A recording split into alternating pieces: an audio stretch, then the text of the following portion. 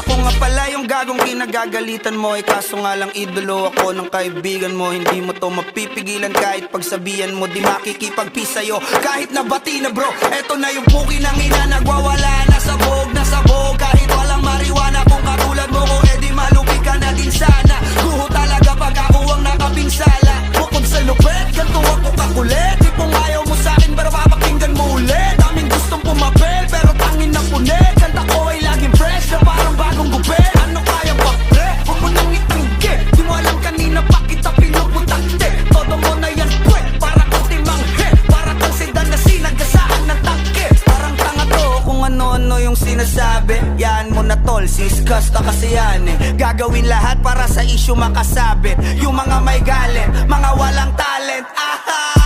Di pa ako tapos. Akala nyo kaya nyo mapatigil sila sos? Mas lalong nanggigigil to lalo pag di pa os. Di ganun kasi